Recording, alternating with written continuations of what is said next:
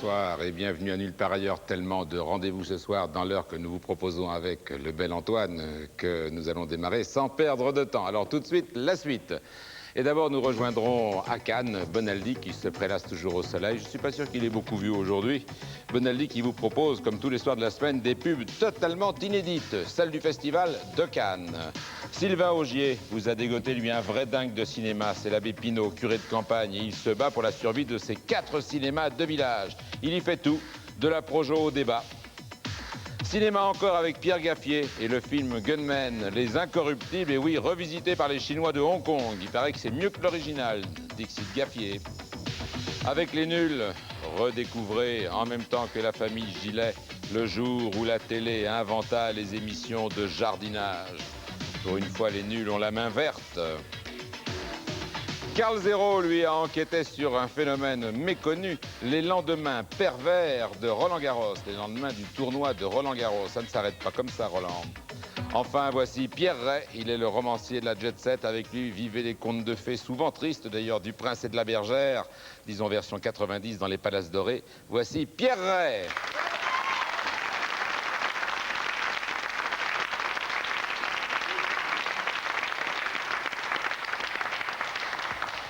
C'est vrai qu'on peut dire que vos livres, hein, mieux que ceux de celui de Zerre, et puis vous les écrivez vous-même, c'est quand même des tubes de l'été. Hein.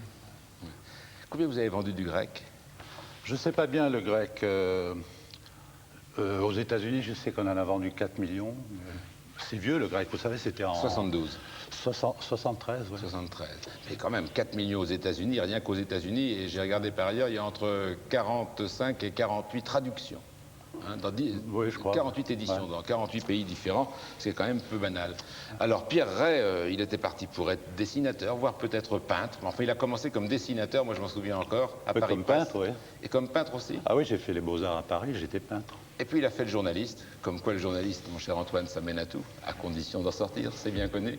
Et ensuite, il y a eu Ce Grec, donc son premier roman, parce qu'un jour, il a tout laissé tomber, même la direction d'un journal, pour se mettre à écrire. Et depuis, alors vous avez fait combien de romans? Pas tellement, finalement. 5 ou 6, je crois. 5 ou 6, mais enfin, attendez, tous il y avait le grec, la veuve... Enfin, le grec, on va le dire tout de suite, c'était Onassis. Oui, c'était inspiré d'Onassis, oui. Peut-être. Ensuite, le grec, la veuve... C'est inspiré de... c'était un peu la suite du grec. Oui, c'était un peu Jackie Kennedy, quand même. Oui, c'était un peu Jackie Kennedy. Ensuite, il y a eu Out, puis il y a eu Palm Beach. Oui, puis pendant 10 ans, il n'y a rien eu du tout. Oui. Et il n'y a rien eu du tout. Ouais. Mais, et après, il y a eu Sunset. Oui, il y a 2 ans de ça. Puis une saison chez Lacan, il y a 8 mois. Ah, on va y revenir une seconde. Et aujourd'hui, il y a donc Bleuritz. Et aujourd'hui, il y a Bleuritz. Alors, Bleuritz, hein, c'est le roman qui vient de sortir pour cet été.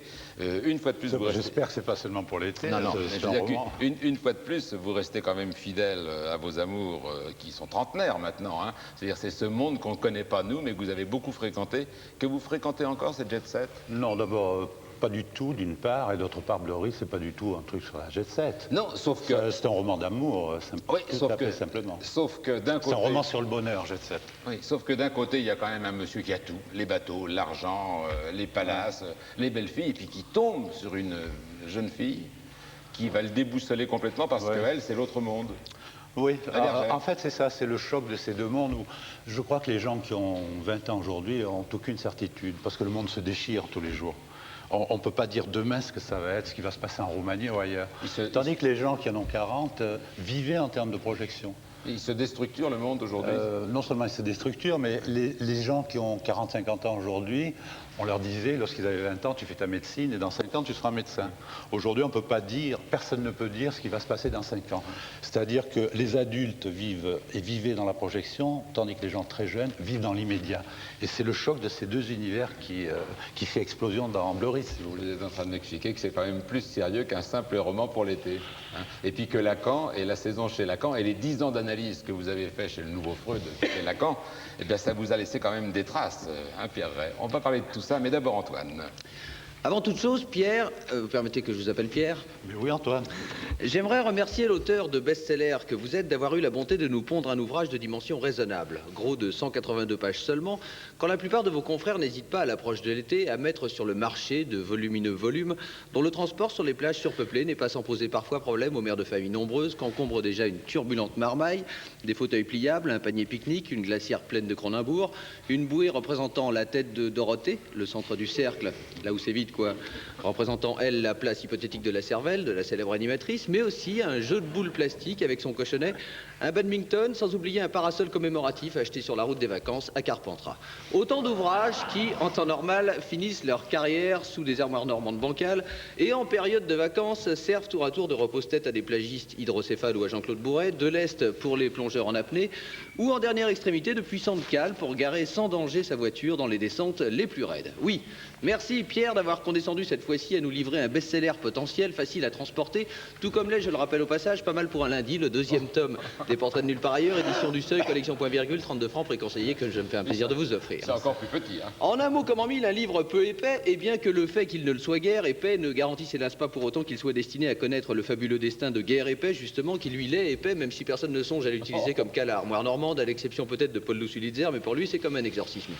D'ailleurs, si je parle ici de Sulitzer, ce n'est pas tout à fait un hasard, Pierre, puisque vous travaillez dans la même catégorie, au même rayon, serais-je tenté de dire, c'est-à-dire celui des fameux best-sellers. Et l'honnêteté me pousse à reconnaître que vous avez tous deux quelques autres points communs, au nombre desquels celui consistant à situer l'action de vos livres dans les sphères les plus nanties de la jet-set, où évoluent des milliardaires aux cigares gros comme l'avant-bras de Filou, au réveil, accompagnés d'avantageuses créatures au glamour ravageur, ce qui, somme toute, laisse leur part de rêve à une grande partie de ceux qui vous lisent, qu'ils soient chômeurs en fin de droit, cadres quinquagénaires mis d'office en pré-retraite, ou encore filles mères, mises à la rue avec deux gosses et pulmonaires de surcroît sur les bras. Toutefois, Pierre, je vous concède que la comparaison s'arrête là, puisqu'à part ça, tout vous distingue de votre rival. Je m'explique. Vous êtes un individualiste forcené qui n'hésite pas à écrire ses livres tout seul et entièrement à la main. Paul Loup, lui, préfère le travail collectif effectué par des nègres placides et dont il vérifie le bon déroulement à l'ombre de sa véranda en sirotant un rhum planteur des familles. Vous avez un naturel sportif, au point d'avoir gardé le poids, dites-vous, que vous affichiez lors de votre conseil de révision. Alors que, question poids, si j'ai un conseil à donner à Paul Loup, c'est de procéder rapidement à une révision. Une vidange s'impose. Vous pratiquez la natation. La physiologie de Paul Loup le porte plutôt, si je puis dire, vers la pratique de la montgolfière. Vous vous adonnez à la boxe. Le visage de Paul Loup présente les reliefs contrastés du dernier sparring partner à cette montrée discourtois envers la femme de Mike Tyson. Vous avez la réputation d'être un irrésistible playboy. Et d'ailleurs, j'ouvre une parenthèse, Pierre, pour vous signaler que vous n'êtes pas le seul ici ce soir, comme en témoigne cette photo récente de Philippe. Regardez. Lors de sa visite annuelle aux Petites Sœurs des Pauvres de Saint-Gildas-des-Bois. Ah non, oui. c'est 06. Alors là, c'est pas vrai, c'est dans les Alpes-Maritimes. C'est une voiture de location. Oui. Vous avez la réputation d'un véritable donjon qui pousse le soin du détail jusqu'à fumer des cigarettes de la marque Commandeur. Ah. C'est pas vrai? C'est Philippe Maurice. Ça. Oui. Bon. Et qui tombe les femmes comme des mouches, alors que Paul Loup aurait plutôt tendance à les faire tomber et pas comme des mouches. Vous avez passé une saison chez Lacan, le célèbre psychanalyste. Paul Loup n'a tenu qu'une dizaine de minutes chez Henri Chapier avant de lui défoncer son gros divan. Enfin, dans la terrible dialectique de l'être et de l'avoir, vous privilégiez le premier au détriment du second, tandis que Paul Loup prétend que ces deux notions ne sont pas incompatibles, puisqu'il affirme que Quête, enfin, que son livre Quête, lui a permis d'en avoir, et je ne parle pas de caquette. Car en avoir ou en être, ou pire, naître sans en avoir, on l'aura compris, là est le fond du problème pour ceux qui ont du talent. Et vous n'avez pas besoin, Pierre, de faire appel à votre cartomancienne pour deviner entre Paul Loup et vous vers lequel des deux considérables auteurs de best-sellers que vous êtes, mon cœur penche. Bravo et merci.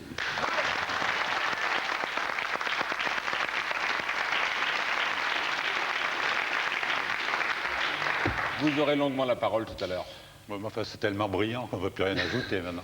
Pierre Ray est avec nous ce soir. Son roman s'appelle Bleuritz. Chez Robert Laffont, bien sûr. Ah, la question que tout le monde se posait aujourd'hui à Paris, je vais vous la poser. Tiens, vous y étiez?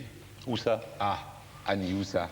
En tout cas, il y en avait 100 000 qui étaient hier au premier rang sur la Seine, et puis d'autres dans tout Paris, des pelouses du Champ de Mars à Montmartre. On ne pouvait pas rater l'événement, c'était le spectacle et le méga feu d'artifice tiré en l'honneur du cinquantenaire de l'appel du général de Gaulle. Alors, séance de rattrapage pour ceux comme vous ou comme moi qui l'ont raté. Frédéric Lacroix. Dans la première partie, un bunker crachant le feu de toutes ses mitrailleuses descend la Seine, symbolisant l'invasion de la France. Fureur hurlent ses pointeurs allemands, tandis que des croix gammées jaillissent sur les écrans des berges. Puis ce sont les images des routes de l'Exode. Une barge chargée de voitures, de vélos et de charrettes, évoquant la fuite des Français devant l'ennemi. Un avion survole le spectacle sous les applaudissements. C'est le départ du général de Gaulle pour Londres. Puis la voix du général résonne avec l'appel du 18 juin. Le gouvernement a déclaré la défaite de nos armées, la tactique des Allemands que nous ferons reculer.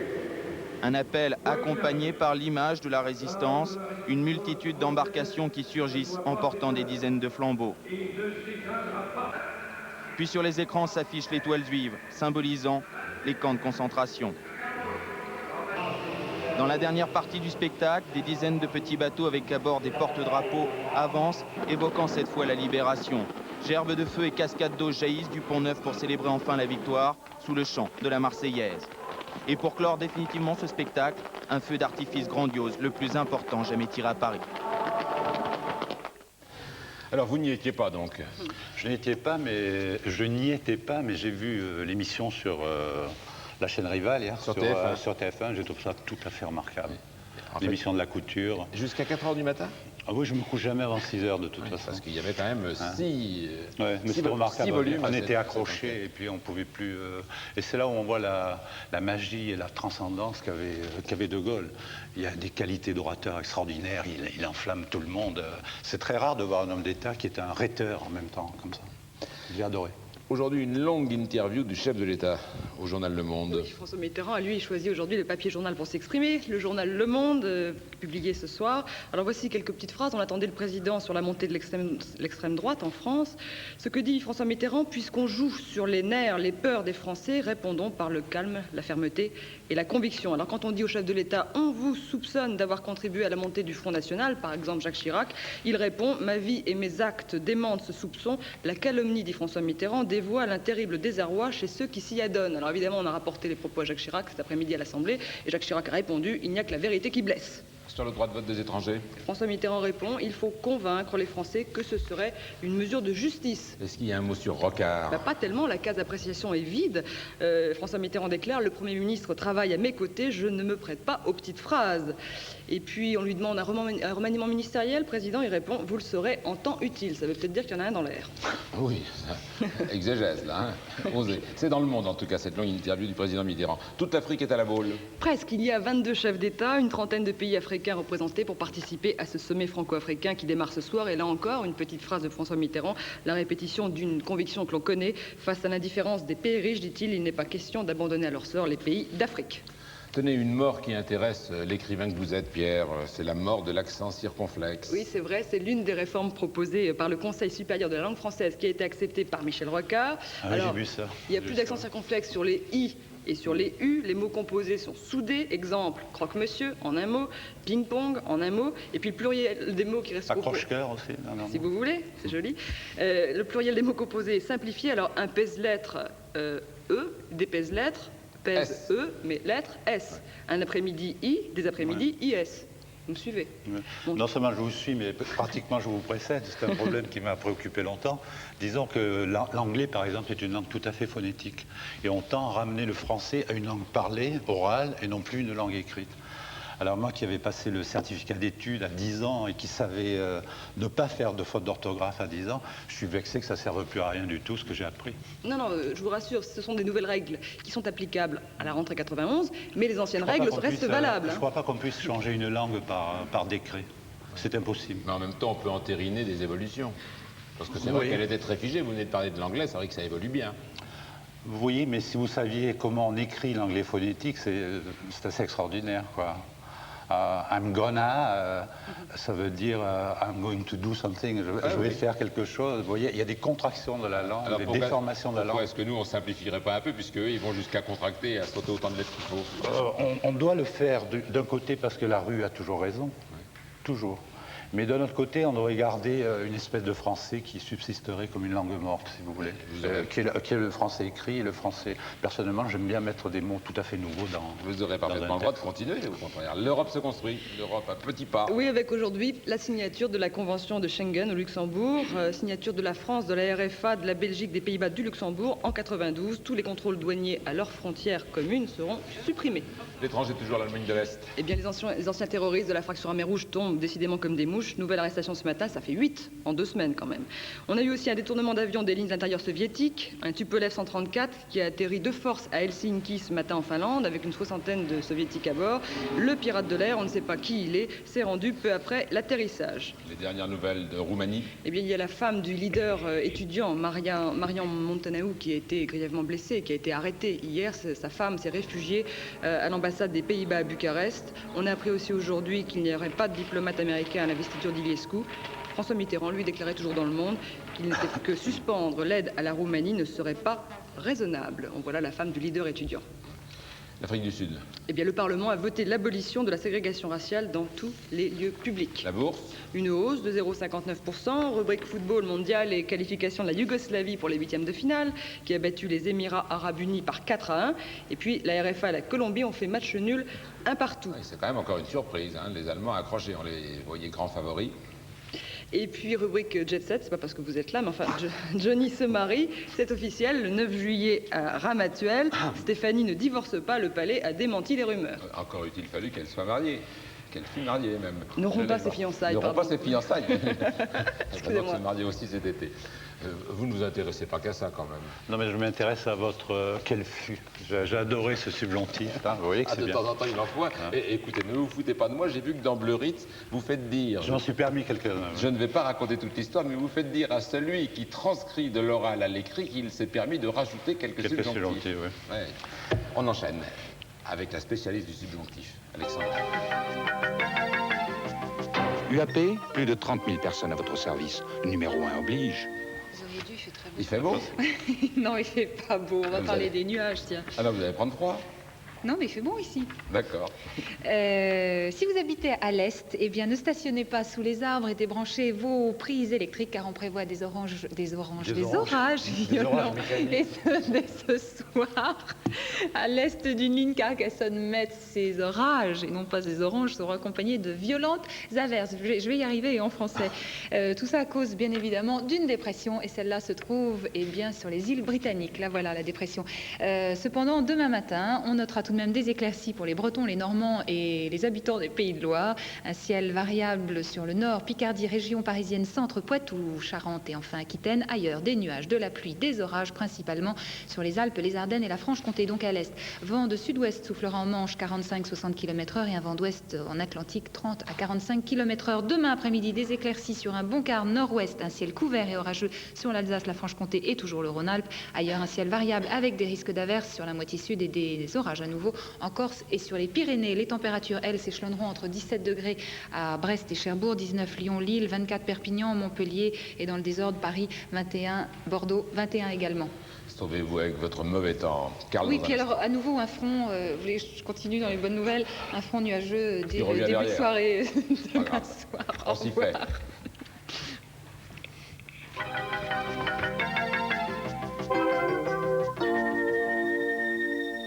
Est-ce que vous êtes allé à Roland-Garros? Non, non. Ah bah alors vous ne fréquentez pas les endroits où tout le monde doit aller alors. Je pense pas, non. Mais à Roland-Garros, je voudrais y aller parce que c'est un bon copain qui organise ça, c'est Philippe Chatrier. Et puis j'étais pas en France. Je n'étais pas en France. Évidemment, vous n'étiez pas en France, vous continuez à vous promener, jamais plus de 6 mois quelque part. Oui, mais la semaine dernière, je me suis promené sur la Côte d'Azur. J'ai espéré en vain trouver un rayon de soleil et au lieu de ça, j'ai eu la flotte pendant 3 jours. Allez, on va aller dans un pays que vous aimez bien, puisque c'est votre métier de journaliste chroniqueur à Cannes qui finalement vous a fait un jour choisir la chronique mondaine. Mais j'ai rien choisi du tout dans la vie, on choisit jamais rien. On accepte de subir, si vous voulez. Mais ça n'empêche que c'est comme ça que vous êtes retrouvé journaliste spécialiste des Oui, mais potins. tout à fait par hasard, parce que Max Corr, qui était le grand patron de Paris Presse, à l'époque c'était Lazareff qui était le patron de François, un jour je lui ai dit, J'en ai marre de dessiner, je voudrais écrire. Il m'a dit, tu veux écrire? Il a regardé sa montre, il m'a dit, tu pars dans 2 heures. J'ai dit, où ça? Il m'a dit, à Cannes. Je dis, faire quoi? Il m'a dit, un festival du film. Et j'ai été balancé là-dedans, dans cette tourment. Vous n'êtes jamais totalement sorti. Jérôme à Cannes, alors comment ça se passe? Très très bien. Nous, on a accepté de subir aujourd'hui 303 films pour les grandes causes. La pub pour la dyslexie, la malaria, la pauvreté, les enfants abandonnés, les femmes battues, le sida, l'alcool, enfin l'horreur, quoi. C'est pas ça que je vais vous montrer ce soir. Il y a des films, il y a des thèmes qui ressortent un petit peu et qu'on revoit chaque année. Par exemple, les idées simples et belles, celles qui font les grandes pubs. Exemple, c'est espagnol, vous allez voir, c'est touchant de beauté, c'est simple et c'est beau et c'est efficace. C'est espagnol. Regardez.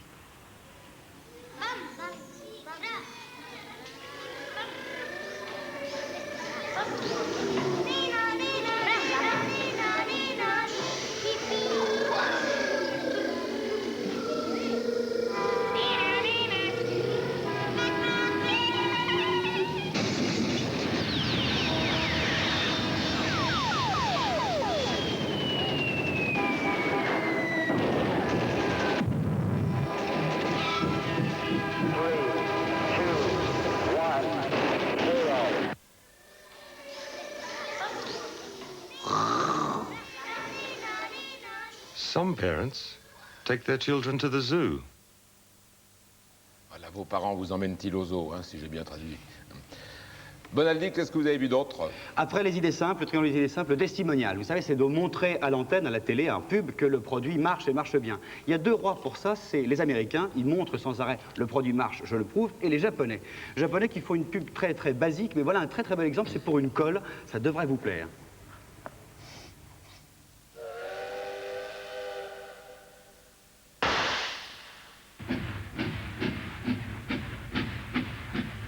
With Superset, you can do it. You can even do this.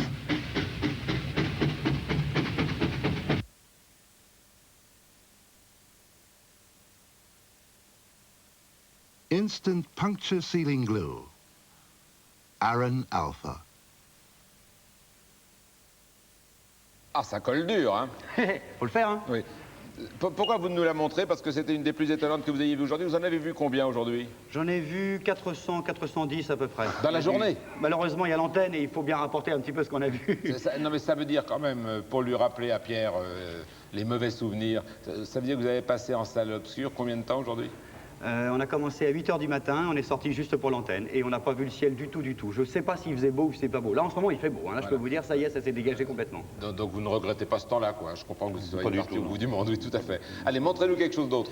Après les Espagnols, après les Japonais, les Anglais, les rois de la pub, évidemment, avec le goût du choc, de l'image choc, et quasiment de la provocation. Regardez, c'est anglais et c'est impossible en France, ça, en tout cas.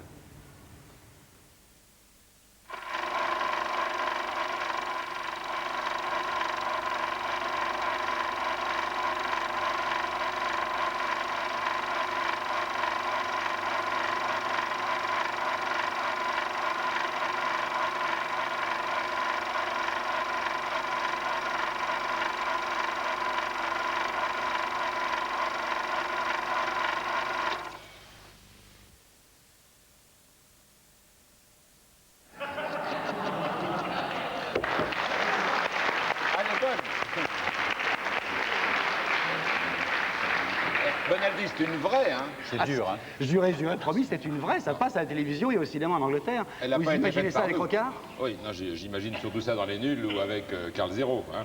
Mais ça vous a fait rire? Beaucoup. Oui. Beaucoup. Je trouve ça très dur, mais c'est très drôle. Je me demande pourquoi on ne fait pas ça en France encore. Oui. On y vient. Hein, oui. on y arrive. Pourquoi, Bonaldi, vous dites que ça ne se ferait pas en France? Parce qu'on n'a pas le droit, c'est le cahier de jurisprudence, le décret 2842, qui dit qu'on n'a pas le droit de mettre en scène des chefs d'État, de porter atteinte à la notoriété ou à l'intégrité des corps constitués de l'Église, des gens en uniforme, etc. Ce qui n'est pas le cas en Angleterre. Ah non, ça se fait beaucoup, beaucoup. On a vu beaucoup de films anglais où on se moque de Margaret Thatcher, de la reine d'Angleterre, de tous les premiers ministres existants, c'est impressionnant. Ce qui prouve qu'une monarchie peut être davantage une démocratie qu'une démocratie. Je ne vous le fais pas dire. Allez, on termine avec une petite dernière. Une anglaise encore, parce que c'est aussi et encore les rois de l'humour et du casting. Vous allez voir ça, c'est pour des chips, c'est The Temptation, la tentation, c'est un type qui drague la secrétaire. C'est typiquement anglais et il y a encore eux qui savent faire que ça. Regardez.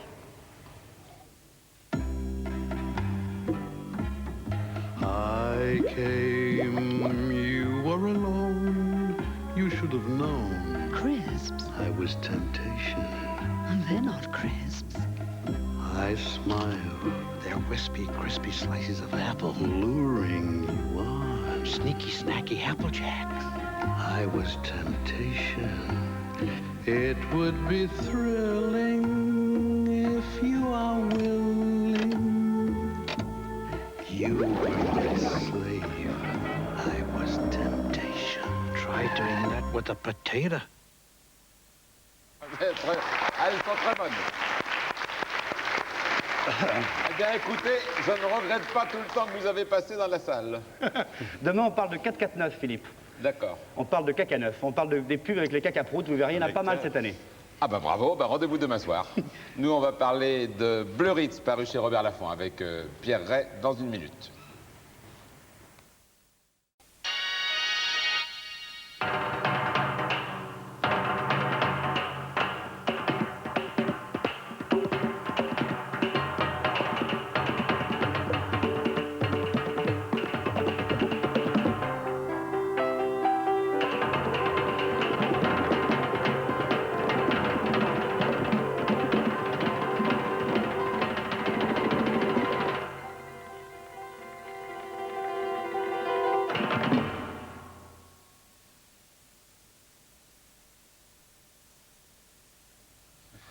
Voilà, nous sommes en compagnie de Pierre Rey, auteur donc du Grec, c'était il y a 17 ou 18 ans, auteur ensuite de La Veuve, et puis d'un certain nombre de best-sellers, ce qui faisait comparer tout à l'heure Pierre Rey à Apollo Sullizer. Vous n'aimez pas beaucoup, parce que vous faites quand même autre chose.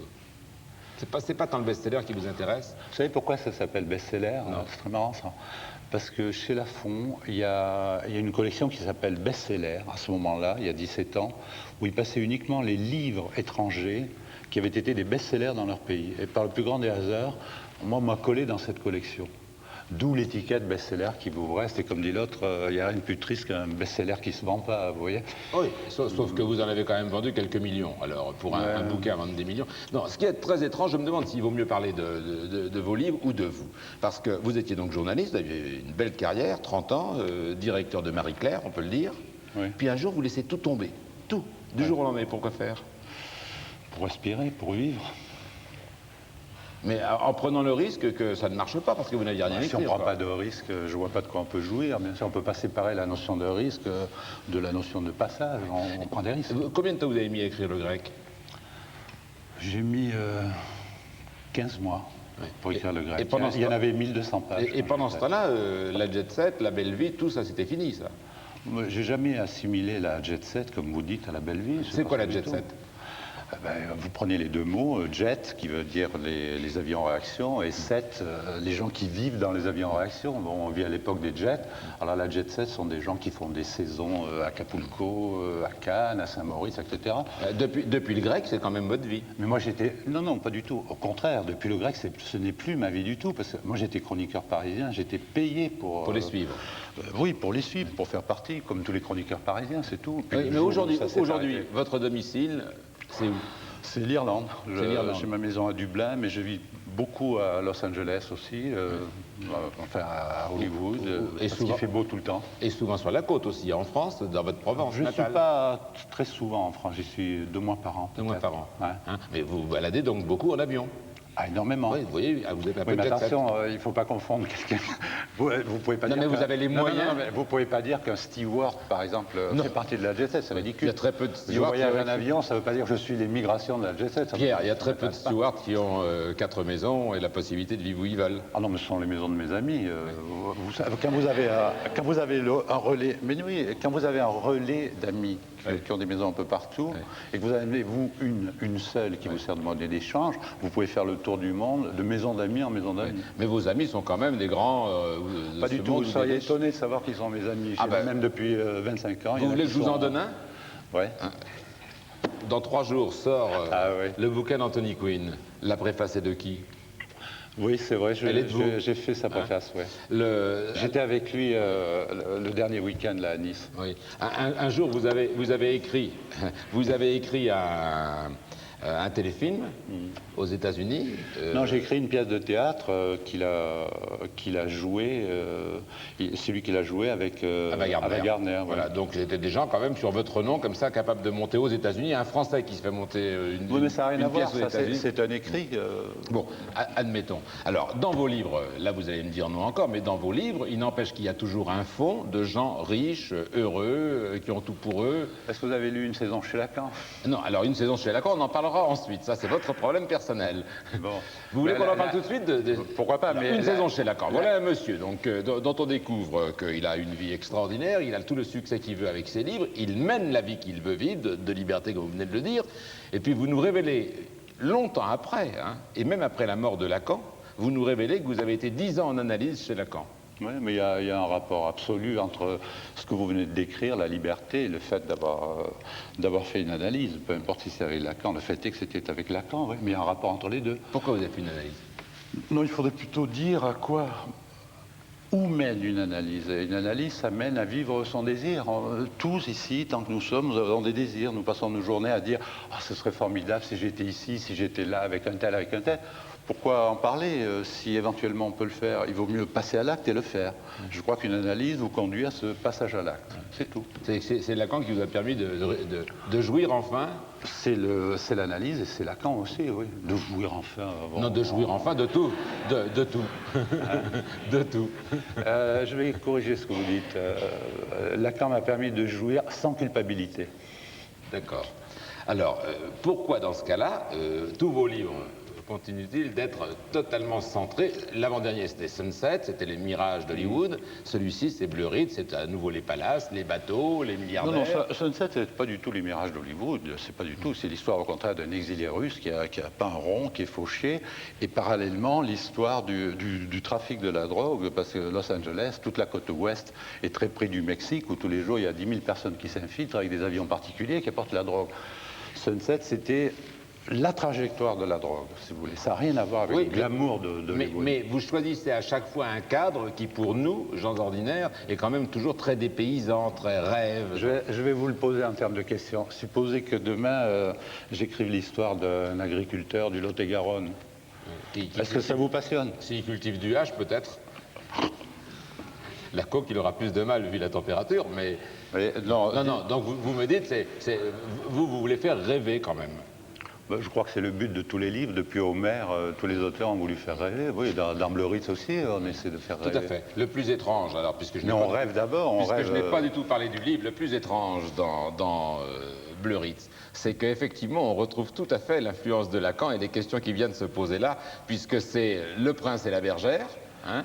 Vous voulez dire que c'est une espèce de synthèse, alors? Non, oui, c'est une synthèse personnelle. Lacan, elle est best-seller. Dans laquelle vous nous faites entrer, c'est-à-dire que même quand on est riche, c'est pas facile d'être heureux. Et tout d'un coup, par le regard de quelqu'un d'autre, on découvre que le bonheur n'est peut-être pas là où on croyait. En plus, il y a un joli suspense, donc je vais laisser les gens... Il ne faut pas dire la fin je ne vais même pas raconter toute l'histoire de Greg et de Morgane, d'autant qu'il y a un troisième personnage qui est un joli salaud, mine de rien. Non, c'est pas tellement salaud, c'est le personnage que vous avez dans Amadeus, qui est Salieri. C'est celui qui voit passer sous son nez toutes les chances et qui n'ose jamais les prendre. Qui, à un moment, essaie d'amertume. Essaie de devenir le manipulateur.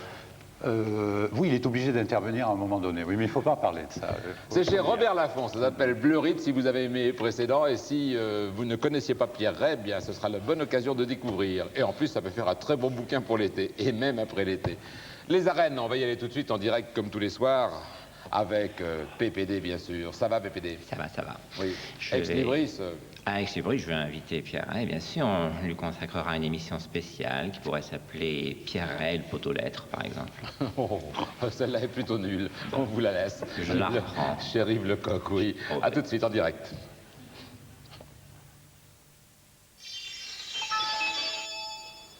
En 1986, j'ai appris ma séropositivité. Je me suis dit, ça y est, je vais mourir demain.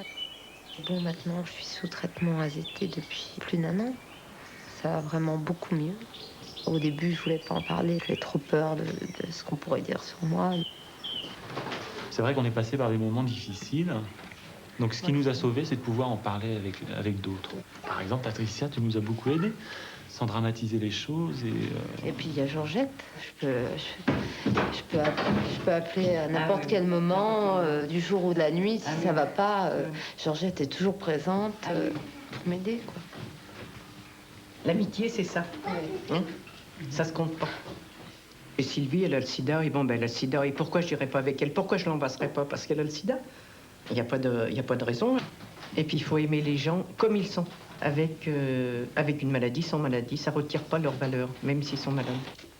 Mais c'est vrai que la maladie, on n'y pense plus comme avant. Hein. Non. Et ça, c'est tout récent, ça s'est acquis avec le temps, quoi. Et grâce à tous les gens qui sont là. Ouais.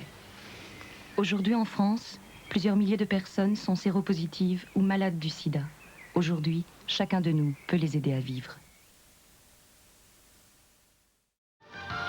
Tout à l'heure, Pierre parlait tout à l'heure, pourquoi est-ce qu'il situerait ses romans dans le Lot-et-Garonne? Eh bien, avec Sylvain Augier, vous allez voir qu'il se passe des choses passionnantes dans Lyon, par exemple. Par exemple, je vous ai trouvé un prêtre qui, tout petit, à 9 ans, avait 2 passions dans la vie, servir Dieu et faire du cinéma. Et plutôt que de choisir, il n'a pas choisi, il cumule les deux. Donc il fait du cinéma et il est prêtre en même temps. Mais il est projectionniste, exploitant en salle, c'est un vrai professionnel. La pub, on découvre juste après l'abbé Pinault. Sylvain Augier, où est-ce que vous l'avez trouvé, l'abbé Pinault? On l'a trouvé dans Lyon, quelqu'un qui avait vu cette rubrique et qui nous a dit je connais quelqu'un qui pourrait vous intéresser. C'est donc un monsieur qui, quand il était petit, quand il avait 9 ans, s'écrivait des scénarios, il s'était fait un petit appareil de projection, il voulait absolument faire du cinéma, mais il voulait aussi servir le Seigneur. Il avait la vocation, il est donc rentré dans les ordres, il a commencé à filmer, et puis il s'est dit pourquoi est-ce que je ne ferais pas profiter mes paroissiens des bienfaits du cinéma, parce qu'il n'aime pas beaucoup la télévision. Et alors aujourd'hui, vous êtes allé le voir chez lui? Voilà, on est allé voir son réseau de salles. Alors c'est donc dans Lyon, près d'Auxerre, et c'est l'abbé Pinault. Alors voilà l'église Saint-Marien, c'est l'une des 2 paroisses de notre abbé.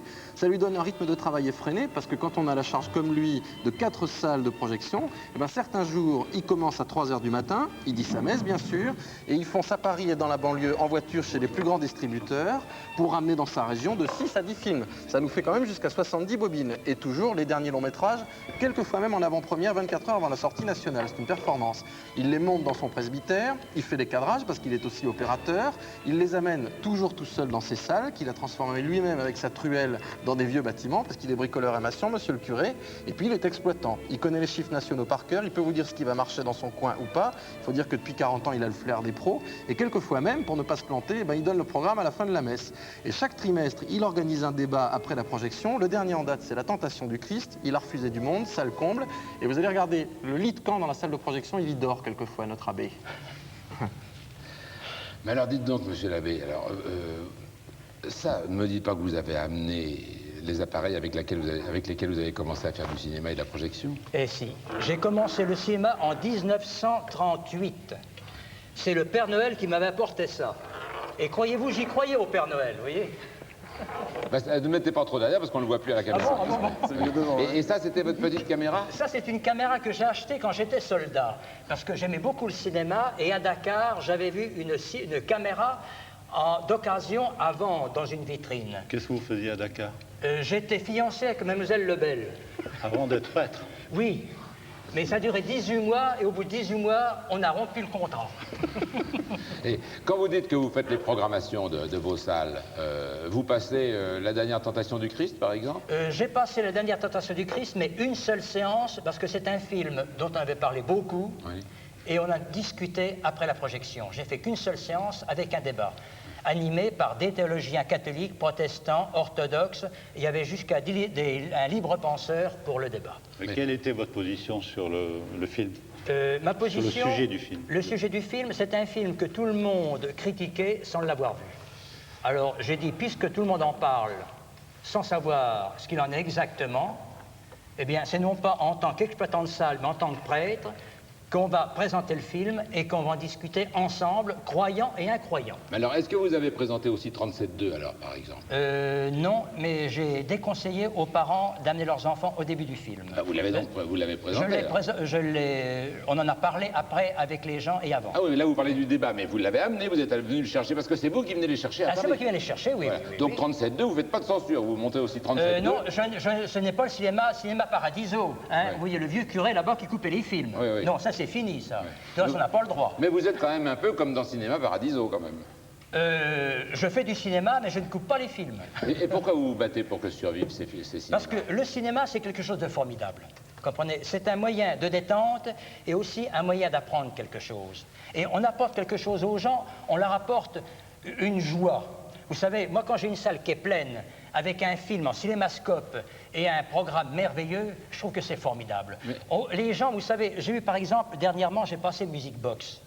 Les gens restaient dans la salle jusqu'à la fin du film, jusqu'au générique final. Et ensuite, dans la rue, ils rediscutaient du film encore ensemble.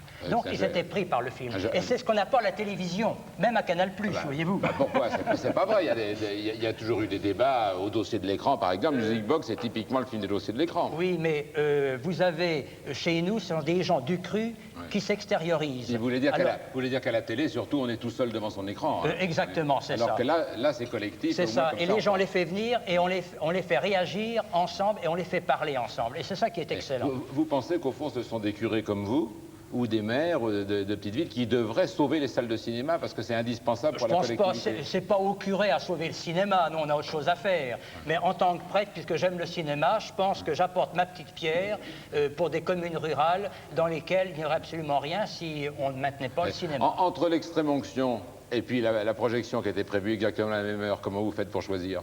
En général, l'extrême-onction n'est jamais prévue à la même heure. Ouais. Non, elle n'est pas prévue, mais si elle arrive. C'est une urgence où on y va avant, vous savez. Eh bien alors, si c'est une urgence, alors? Eh bien, on y va, comme je dis, appareil automatique, il n'y a aucun problème. Mais pourquoi vous faites pas ça avec les livres, par exemple? Avec? Les livres. Quels livres? Tous les livres, comme vous le faites avec tous les films. Non, parce que moi, je n'y connais rien au point de vue littérature. Alors qu'au point de vue cinéma... Non, mais je ne vous parle pas de la forme, je vous parle du fond, je vous parle de ce qu'un livre véhicule. Alors, vous le faites avec le cinéma, bon, qui est l'art contemporain, qui est en train de remplacer le livre. Tout se passe aujourd'hui comme si tout écrit devait devenir une image. C'est-à-dire que non, le livre peut forcément devenir une image. Bon, mais à l'heure actuelle, on est agressé par les images. Les gens reçoivent les images et ne réagissent plus. Il faut leur apprendre à réagir. Ah. Bon, une idée, c'est aussi terrible qu'un médicament. Et là, je peux vous en parler en connaissance de cause, parce que vous avez des pharmaciens qui sont dans la salle. Avant qu'un médicament ne soit mis en vente, il y a des années et des années d'expérimentation, alors que des fois, on met des idées dans le monde. Et l'idée est très dangereuse, c'est explosif une idée. Vous restez avec moi, on va continuer à parler de cinéma. Bon. Hein, avec Pierre Gaffier, Gunman, vous verrez, vous me direz si le film vous plaît bien ou si c'est explosif. Ça risque de l'être un peu. Alors, Pierre Gaffier, il va au cinéma pour nous. Et là, il a vu un film, vous allez me dire ce que vous en pensez, parce que c'est pas un film ordinaire, il arrive de Hong Kong. Oui, est-ce que vous êtes déjà allé à Hong Kong? Non, non. Vous aussi? Vous non plus? Hong Kong, non, je ne connais pas encore, non. Écoutez, les lits sont trop petits. Voilà ce que c'est que de mesurer 2 mètres. Excellente raison. Moi, je vous y amène à Hong Kong pendant 1h30 par l'intermédiaire d'un film qui s'appelle Gunman et qui est un film policier qui est véritablement éclatant et pétaradant. Et ceux qui croient qu'en Asie, on est capable que de faire uniquement des films de kung-fu, c'est pas vrai. Les gens, ils ne se battent pas qu'à main nue, ils sont aussi capables de se battre avec des flingues des vrais. Alors ça, c'est pour le plus grand plaisir du spectateur. On retrouve 4 personnes, les gunmen, qui ressemblent un petit peu aux frères Dalton, sauf que là, ce sont des hommes des vrais. Alors ça commence un petit peu comme Voyage au bout de l'enfer, avec De Niro, c'est-à-dire qu'ils sont tous les 4 à la guerre. Voyage au bout de l'enfer? Non. C'est un très beau film. Hein. Vous savez, on passe 2 films par semaine, mais il sort plus de 300 films par an. Donc il est impossible de tout voir et de tout passer. Je crois qu'il en sort trop même. Alors. Il en sort 500 en Inde. Ouais. Mais ils sont beaucoup les Indiens. Hein. Allez, alors bon, après le Voyage au bout de l'enfer, autre référence, ça ressemble un petit peu aux 3 mousquetaires, sauf que là, ils ne viennent pas de Gascogne, mais ils viennent de Shanghai, et ça finit enfin par ce à quoi on attendait vraiment ça depuis longtemps, depuis le début du film, les incorruptibles. Parce qu'ils ont décidé, après l'armée, de se retrouver tous les 4 pour rentrer dans la police. Dur métier, vous me direz, mais là, en plus, ils ont envie de combattre la drogue. Le problème, c'est qu'en Chine, c'est pas comme en France. En Chine, on peut aller se faire sniffer de l'opium, comme nous, on va remplir une feuille de PMU. Alors, vous imaginez un petit peu le problème. Ils vont essayer de s'en sortir, et ça donne un film. Alors, ça donne véritablement un film éclatant. Il a 2 qualités, ce film. Primo, un scénario en béton, et secondo, c'est que comme il n'y a aucune vedette, on a en plus l'exotisme. On n'a pas De Niro, effectivement, Sean Connery ou Kevin Costner dans les rôles, mais on a que des inconnus. Ils sont inconnus, quoi. Gunman, ça s'appelle, après cet éloge dithyrambique de Pierre Gaffier. Gunman.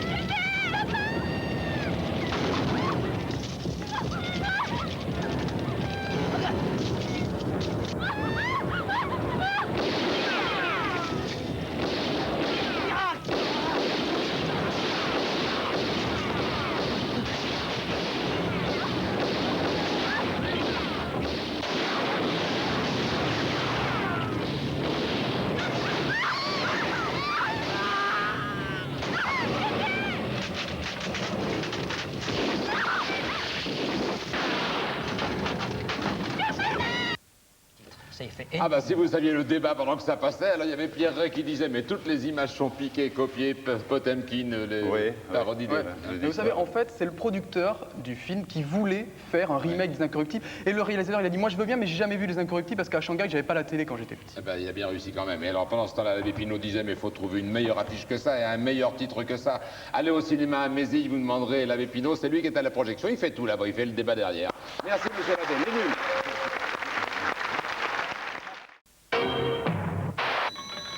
Galop, demandez des renforts à la porte.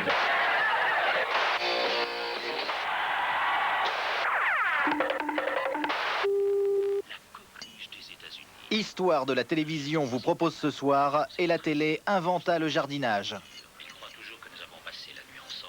Avant, les voisins nous aimaient bien, sans nous sauter au cou, disons que au moins ils nous respectaient et nous considéraient comme des gens normaux, polis et honnêtes. Jusqu'au jour où Marcel le jardinier a commencé son émission à la télévision. Bonjour, ici Marcel le jardinier qui vous parle depuis son jardin situé derrière sa maison. C'est joli Marcel comme prénom pour un jardinier. Hein. On va voir un peu ce qui se passe aujourd'hui du côté du concombre. En pleine terre, il faut attendre mai pour semer, à raison de 5 à 6 graines par poquet. En terrain riche et bien fumé. Ne conservez ensuite que 2 plants par poquet. Pincez à 2 feuilles dès l'apparition de la 3e. On peut hâter la production en semant les graines dans des godets fertiles, placés dans un local tempéré pour faciliter la levée. Godet que l'on enterre avec le plant lorsque celui-ci est développé. C'est bien compris. Dis donc, il faut avoir fait Polytechnique là pour planter des cornichons, hein. Il l'a peut-être fait, hein. Souvent les Marcel font Polytechnique. Pas tous. Pas tous, mais souvent. Sous châssis, il est possible de semer en février, en godet, 3 à 4 graines par godet, pour ne conserver que le plus gros plant. Ensuite, Oh là là, qu'est-ce que c'est chiant. Moi, ça change un peu de tous ces présentateurs qui s'appellent Robert. Bon, elle me parle encore une fois de Marcel et je la quitte. Moi, si je pouvais, je m'appellerais Marcel, je trouve ça tellement joli. Puis la 3e, Mettons que j'ai rien entendu. puis la 4e, c'est bien compris. Ne conservez que quelques fleurs par plante. La culture du cornichon est la même que celle du concombre, mais ne nécessite aucun pincement. Aïe! Ça va pas, non? Oh! Viens ici, toi! Allez! On se dépêche, plus vite que ça! Eh, je sais pas s'il a fait Polytechnique, ton Marcel, en attendant, c'est le bordel dans son jardin. Hein. Imbécile. Non? Hein? T'as raison, t'as toujours raison. Connasse. Connard. Allez, viens ici, plus vite que ça! Ah, tu peux avoir peur, tu peux! Ah, tiens, éteins! Combien de fois je t'ai dit de pas venir jouer ici? Combien de fois? Alors ça dépasse tout. Qu'est-ce qu'il fait dans le poste là-bas, lui? Qu'est-ce que tu fais là-bas? Qu'est-ce que tu fais dans le poste? Tiens, prends ça! C'est à toi ce ballon? C'est à toi? Non. Et en plus, il est menteur! Tiens, regarde ce que j'en fais moi de ton ballon! Tiens! Tiens! Tiens! Et tiens! Prends ça! J'ai pas fait exprès, elle est passée derrière le mur. C'était dans les jardins, derrière la patinoire. Combien de fois on t'a dit de pas aller jouer derrière l'avenue? Hein? Combien de fois? Pourquoi tu as désobéi? En plus, tu as menti dans la télé. Tu as menti! C'est ce qu'on va faire, Roland, on va le mettre en pension. Bonne idée, Eve-Marie. Après manger, on fera les papiers. Où est-ce que t'habites?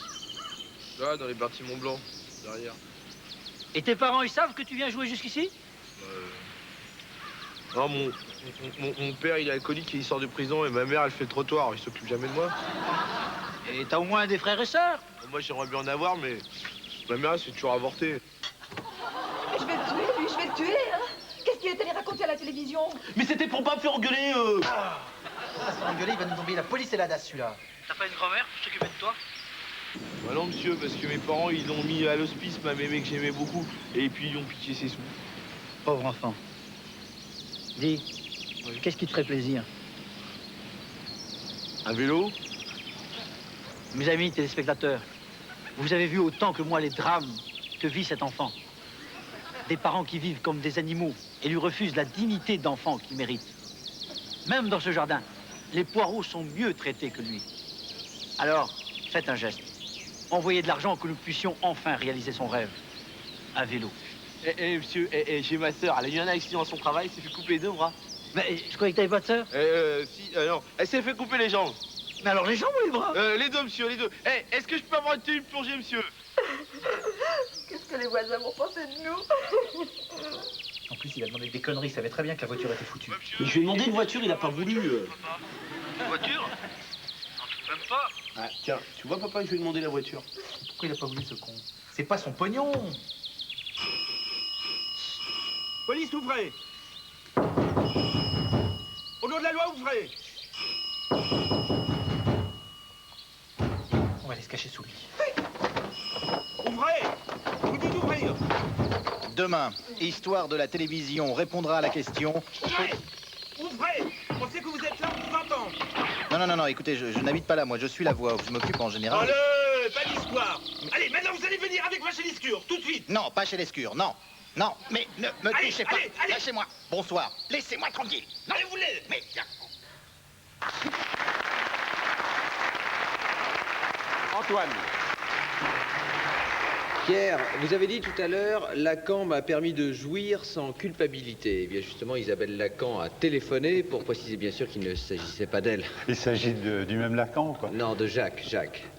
C'est fait, Isabelle. Toujours dans le même ordre d'idée, vous avez déclaré « Je ne tente pas de posséder, j'essaye de jouir ». Mais jouir sans posséder, est-ce que ça ne ressemble pas à de l'onanisme un peu? Ça ne ressemble pas à quoi? À de l'onanisme.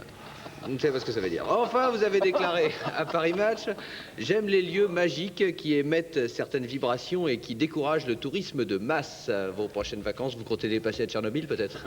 Palavas. À Palavas, ça se vaut. Garde 0. T'as amusant? Oui. Et demain, nous recevrons Michel Galabru pour son premier film en tant que metteur en scène, dont voici l'affiche qui apparaît immédiatement là sur votre écran. Regardez. Le Galabru et le Truand, un film de Michel Galabru. C'est une sorte de western bouillabaisse tourné en Provence, avec Galabru dans le rôle du gars, de la bru et du truand, le tout primé au festival de Mongolie. Oui, ça ne m'étonne pas que ça soit en Mongolie. Demain soir, Galabru, effectivement, pour la sortie de 2 films. Enfin, Galabru, je ne vais pas vous en dire plus. Ça s'appelle Bleu Ritz. L'auteur, c'est Pierre Rey. Il était notre invité ce soir. C'est chez Robert Laffont. Merci à Pierre Rey d'être venu nous voir.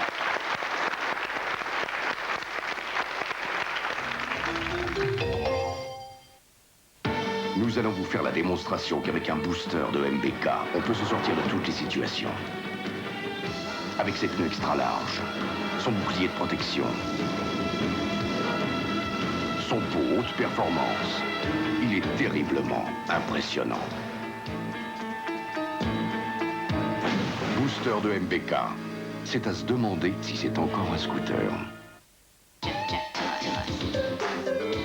C'est peut-être parce qu'elle est aux arômes naturels, parce qu'elle est pétillante, que Vitelloise rafraîchit plus, beaucoup plus que l'eau fraîche.